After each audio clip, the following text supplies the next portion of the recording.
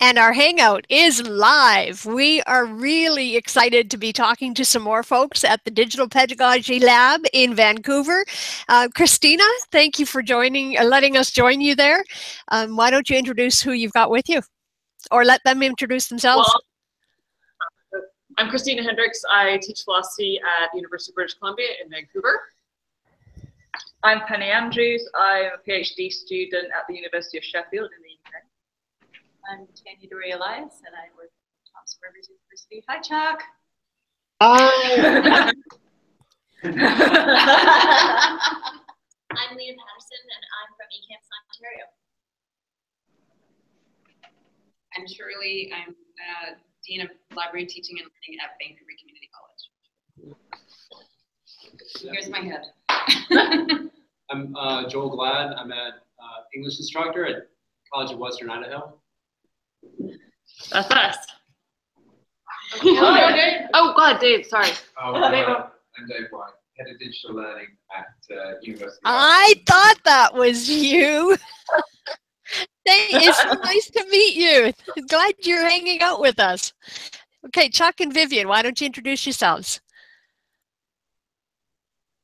Hang on, Hi, I'm Vivian. Oh, go Vivian, you. Hi, everybody. I'm Vivian Forsman. I'm the director of the Center for Teaching and Educational Technologies at Royal Roads University in Victoria, and I'm bopping on a boat out here in Howe Sound right now. How cool is that? That's awesome. So cool. If I'd known I'd had time to double check the Twitter stream, I would not have been so.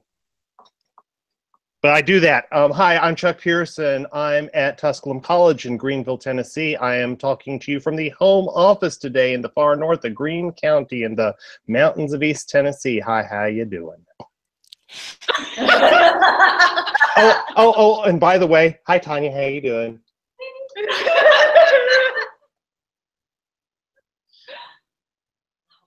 I made a gift for Chuck yesterday, Joe Jackson gift. Yes. Oh, yes. There was a whole Twitter stream where we were talking about fancy gifts, and I couldn't find a GIF of from Joe Jackson's video stepping out, so I just mentioned this randomly. And here comes Penny Andrews to save my life with the right Penny Andrews. Yes, Penny. Yes, Penny. You. Hi. Yes, I'm awkward. It was exquisite lurking. It was so much. Helen, take this so over. much fun. I was saying I was sitting in my house with my tiara and my prosecco, and I was exquisitely lurking right along with you guys. I'm Helen DeWard. I teach at a Faculty of Education here in Central Ontario, and hi to eCampus person. I'm now connected to eCampus as one of their OEO Rangers. We're pushing open in Ontario. So it's nice to meet you all. So tell us about what's going on with Bonnie's Digital Literacies track. We'd love to hear a little bit more. And I lurked a little bit when, Dave, you were doing your visitors residence session yesterday. It's pretty exciting. On Twitter? You were lurking on Twitter, or? I was posting. Right. Yeah. Super. Well, you know about that bit. You should talk about other bits. Yeah, we've had it's been quite intense, hasn't it, on the stream? Super intense. We've done quite a lot, and everybody's contributed stuff, and we've ended up like ad hoc building our own stuff into the session. So we had like a library bit earlier, and I've forgotten people's names already. They're on the floor somewhere. And I did a bit because I pushed my laptop at Bonnie and showed her a map I've made as part of my PhD that maps the links between different companies and organizations in open and where the money comes from. So how Elsevier links to Trump, and how GitHub links to Trump via Peter Thiel, and all those kind of scary things. And we learned media literacy stuff, and crap test stuff. Oh, people are running over. No, we're trying to close the door. Okay. Yeah. I just thought everyone was leaving. I know, I'm that terrible. I'm slightly today because partly because of jet lag, but also because as a fellow, I ran a workshop this afternoon between after lunch and before this afternoon session. So I ran a workshop about teaching about data, teaching how to think critically about data, and had like 6 people in the room, and everyone contributed. I ran it like a non-conference, so that's quite exciting.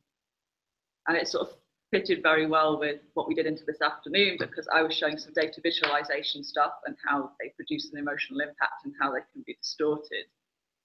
And then we start back up this afternoon, and Bonnie showed us an MVC graph that was also distorted about the Zika virus. The connecting between bits of the conference.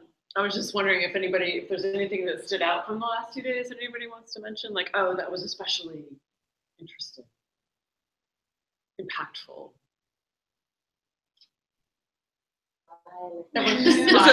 Bonnie's just entered the room. Oh gosh. I just thought I'd tell you. I've come to get the, hello. Hi, Bonnie. There's a thing that I need to get for people who want to leave the building with their car.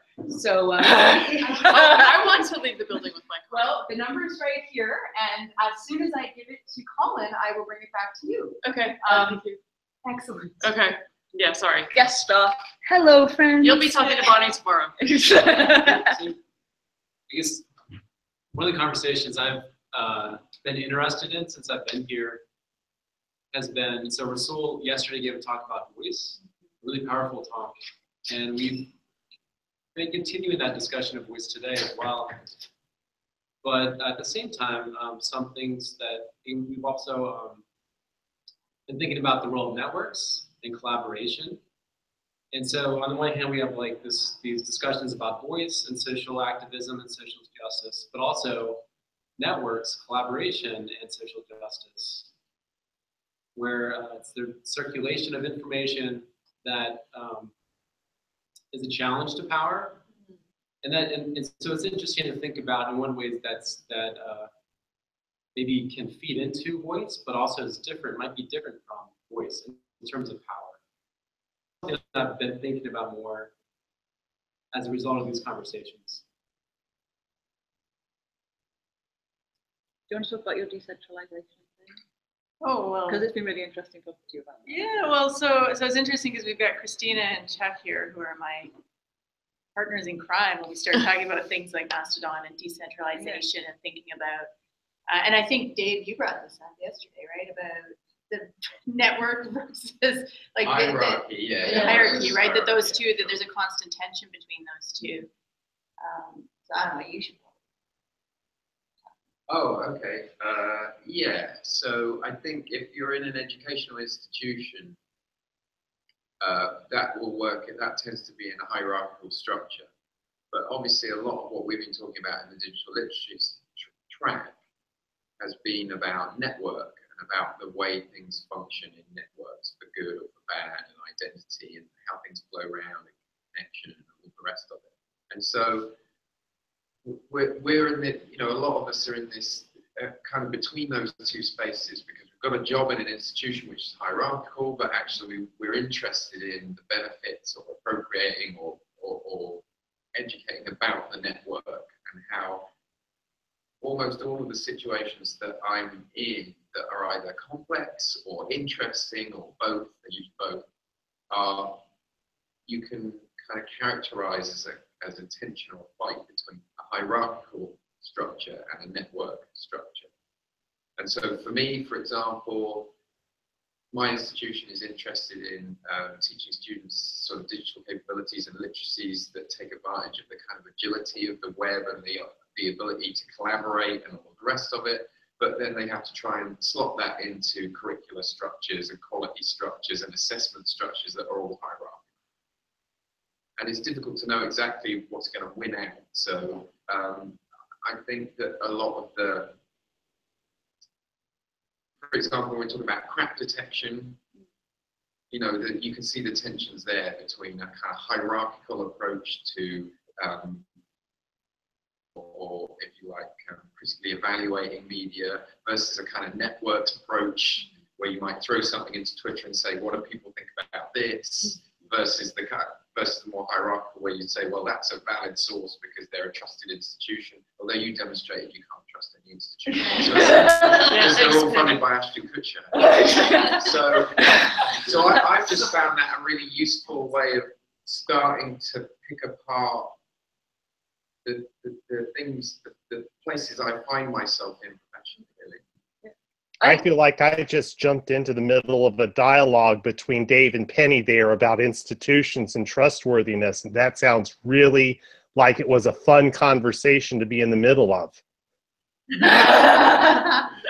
Well, conflict has kind of come up a lot, like the centralization, decentralization, and then conflict with what you're supposed to do for your job and what you'd like to do. Like the librarians get stuck with having to lead a one-shot session at the beginning of the course, and they'd like to spread it out. I was talking in my workshop to somebody who's doing teaching statistics and who only gets to do like one little siloed thing about ethics, whereas we were talking about how ethics actually needs to be embedded across all the modules every week because it comes into everything people do. Particularly now, digital ethics is huge. You can't really divorce anything from it.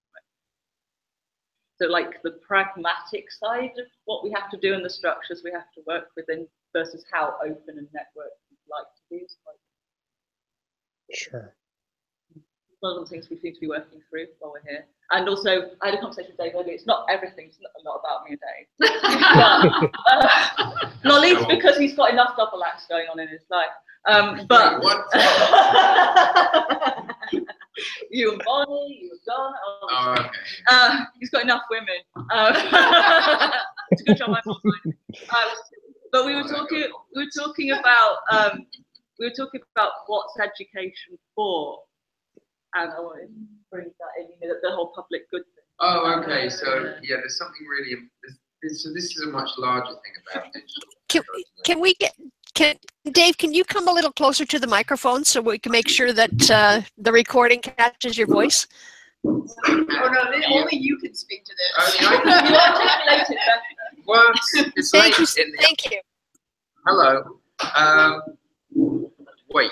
Oh yeah. So there's something larger going on about the Digital Pedagogy Lab. I hope I'm picking up on the right thing here, but there's this underlying thing for me, because I feel like I'm slightly outside of this community, which is always useful because then you kind of see it clearly. And one of the things that struck me right from the start is that there's this underlying idea that if we could educate people to be, say, more media or digitally literate, and to be better at crap detection and things like that, then the world would be a better place, if you see what I mean. And I'm not sure that that's true, you know. And there's also, you can ask yourself this question, I suppose, which is that if everybody was good at detecting fake news, would Trump still have been voted in? That's how I kind of crystallize it. And I suspect he would. So I think that what's going on here, and that this came out in the keynote last night, is that there are some very powerful ideological and political positions and values sort of embodied in this group of people that aren't necessarily being explicitly said, you know. So what's happening is we're a bunch of educators, and the way that we're operating is we're kind of saying, well, we agree education is a good thing, and if we could just educate enough people, the world would become a better place. But I actually wonder whether we need to be more honest about where we're coming from politically and tell that story first, and then talk about education.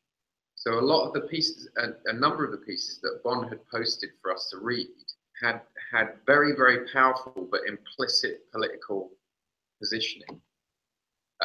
So my concern is that we kind of hide behind education as our subject, when in actual fact we should just be more politically explicit. And I'd like to bring Tanya back in with my facilitation hat on, because you came from a position that academics should use their power to change the world, and that's where Dave started disagreeing. So I want to bring Tanya back in to bring the flip side of this. That's right. Well, and I think I stand by this. me. But I mean, what I said was that there are people who are in tenure track positions or tenured positions who have a lot more job security than a lot of other people. They've got the space and time to take some risks that a lot of other people can't. And that often my frustration is that those people are choosing to remain silent. And so they're not using that privilege or that opportunity potentially as effectively as they could. And that's, you know. Well, and then I said, I don't know why anybody would imagine that universities work for social justice or public good. You know? So, yeah. So, I think we make an assumption there that A, they are or are supposed to, or that everybody would share that opinion. Because I don't think we have that discussion. No, I'd love it if they were. You know, okay, I'm not against social justice or public good, but I just worry that various people in the conversation that came out in the literature were saying things like that there's a difference between academic digital micro celebrity as brand or social justice. And I was like, well, who ever decided that social justice was part of what we were up to? Where did that come from? Mm-hmm. You know, universities were never about that. But that's the way that we talk, or at least that's implicit through everything they're doing. And I don't know what the history of that is. I don't know what I mean. Yeah, well, and I connected that to my PhD research because, like, the title of my PhD is they're always long and they have a colon, but faffing about, faff is a very British word, fiddling about, faffing about gatekeepers, values and flows in research sharing infrastructures.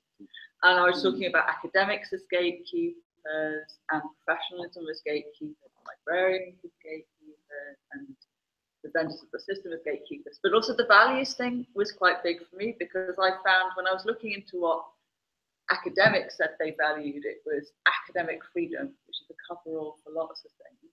And then this idea of information and knowledge as a public good, which people sort of say, but then like it's sort of implicit, like they said, and it never really. It's axiomatic. And it never necessarily gets reflected in behaviour. And librarians say they're interested in user privacy and serving people, and all of the Ranganathan laws I remember. Shirley will probably know all of the laws better than me, but there's certainly codes like the ALA has codes and everything like that. There's codes, there's list of values. CILIP has it in the UK, and everyone sort of recites them on pat as if that's like what we all believe in and that's all shared values. And then librarians will go and get involved in bibliometrics or doing a webinar for Elsevier, and academics will become managers, and do big things about entrepreneurialism, which has nothing to do with it. Yeah. But the employability agenda, certainly in the UK and parts of EU, and I think it's certainly come to community colleges in North America, if nothing else. And it's funny how since the employability agenda came, graduate employment appears to have gone through. It doesn't seem to have improved employability. Go ahead, Dave. I was just going to say, just to bring it back into the context of the digital literacy. Yeah. So I think what's happening is we're exploring a lot of these bigger, larger kind of values and ideologies sort of through the lens of digital literacy. But are we having the larger discussion? Or maybe the larger discussion is impossible to have. But I do feel like through it all, yeah, there's this principle that if everybody was more digitally literate, the world would be a better place. And I question that's all, I suppose. Let me toss in a bit of observation from my own place and see if I can get some responses in that context of improving digital literacy. I work at an institution in East Tennessee, Tusculum College, that has as part of its core mission statement what we are teaching our students is the civic arts.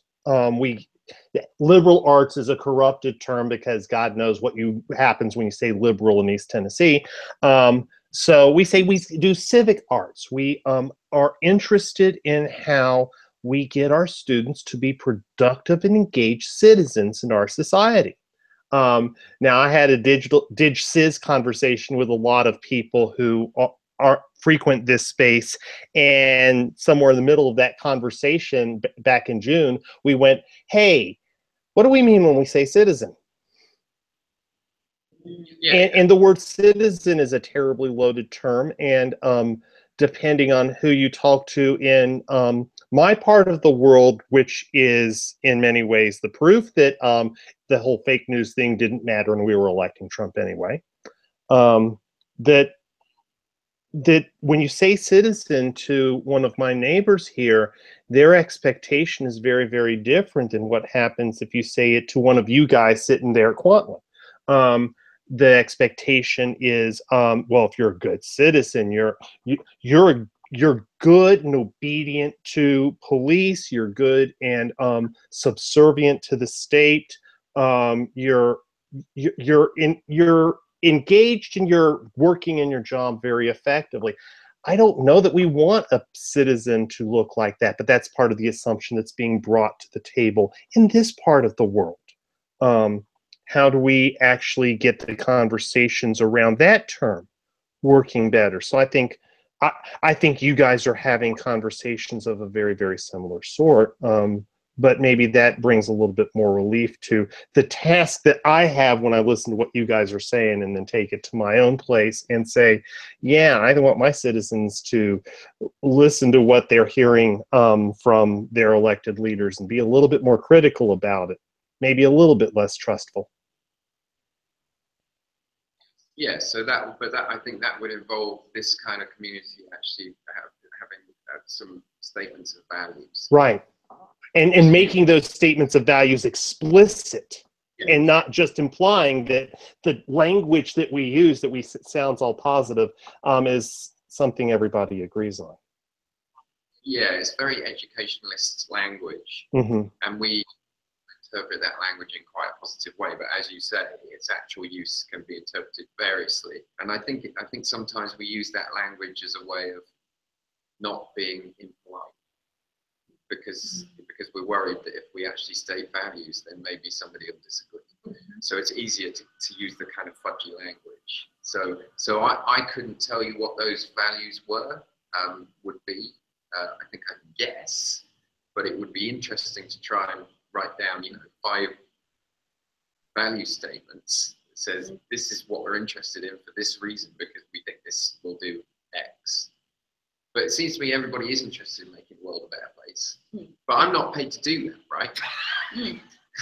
I know this is a theme. Yeah, yes, this is the other theme. But it doesn't mean that I can't get behind that. It doesn't mean that I'm not really into that. But that's not what my university paid me to do. Can I just add to this that the whole word literacy makes it sound like this is just what you do to be, a smart person, or it's a way of taking this value and putting it into kind of an objective frame. This is just literacy. It's not a value. Which I think is which is the bit that I get uncomfortable with, because I think it's disingenuous at one level, because I think everybody has got a very particular value. Sure. And they're using the language as a way of, as I say, like you said, sort of pretending it's something, almost hiding the values. But I think we know what they are. Libraries a lot of communities are talking about this false notion of neutrality. Yeah. Libraries, a large part of us are dismantling that.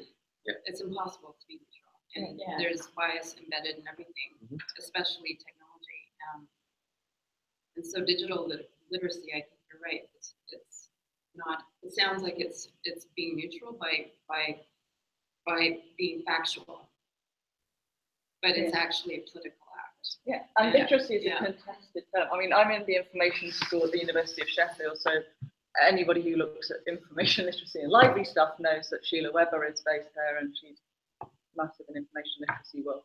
And she doesn't like the idea of digital literacy the way it's sold like that because, well, she thinks everything's information literacy, not digital literacy anyway. But like the institution I used to work at, which was much more like here at Kwantlen than a research institution like I'm at now, they used to have these graduate attributes that everybody who graduated as an undergraduate or a postgraduate would come out with, and one of them was digital literacy.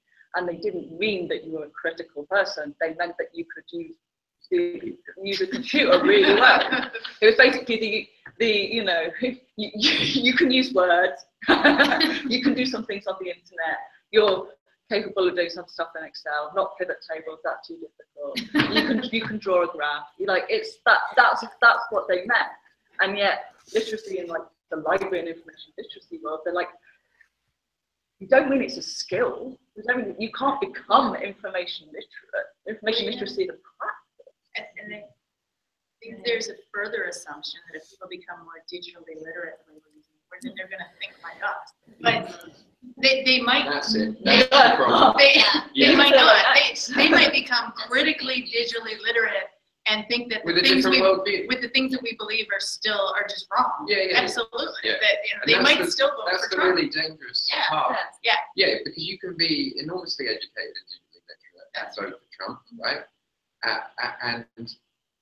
But nobody here has said it's bad to vote for Trump. But I think everybody thinks it, and they're trying to embed that in everything. And the bit that you really captured that for me is that if you don't state your values, then it becomes a kind of covert way of saying, if people were more like us, the world would be a better place. Right? Well, all the Republicans think that too. Absolutely. Right? So you're doing the same thing, just from a different perspective. But in some ways, you're being less honest about it because you're not actually explicitly stating your values. I'm using the word "you." I mean that in a very general, vague way.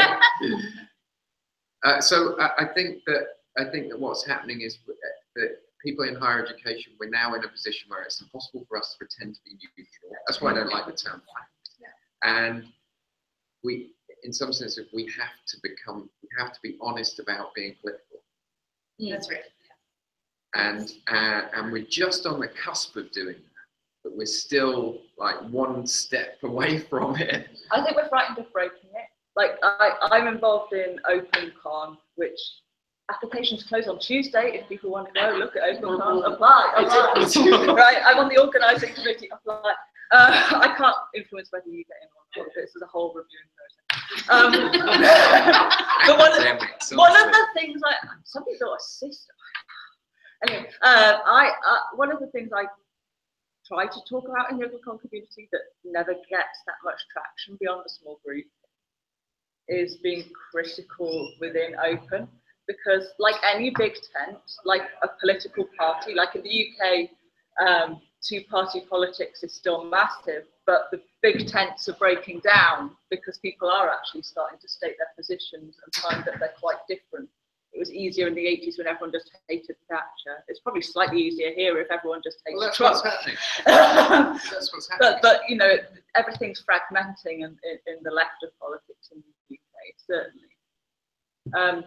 What am I talking about? So in Open, everyone's so frightened of saying, actually, it's full of this white Anglosphere values, and maybe we're not that broad a tent really, and maybe we don't all share the same things. Maybe, say, Open House that's promoted in UK government is all about helping business and all about creating value that way. And that's not really what people thought Open was about when we first got involved in it from a social justice point of view. But if we actually say that, then the whole thing might fall apart. And that conversation isn't able to be had properly in the OpenCon community at the moment, because everyone's like, but if we just get everyone on board with our values, but if we state our values, then they might disagree, and we don't do that. So all we can do is have these big things and go, Open is great, social justice is great, sharing is great, and it's just too vague to actually mean. And if you don't state your values, somebody will appropriate them.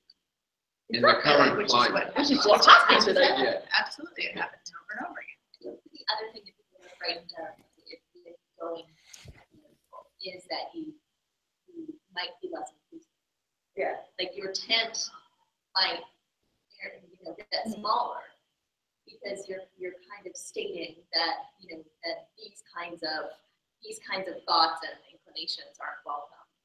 Okay. Whereas if you don't state it, you kind And of you have get a whole to load of continue people in this space where you're like, in this everybody's vague welcome, cloud. free Yeah, yeah, speech. Yeah, so the people who push for neutrality within libraries certainly are like that. If you ever want to see a complete fire in action, there's a public Facebook group called ALA Think Tank, and it's kind of, it moves very quickly because a lot of people post on it, but then people will defend neutrality till the end of time, and then someone will throw in a devil's advocate question, go, well, what about the Ku Klux Klan?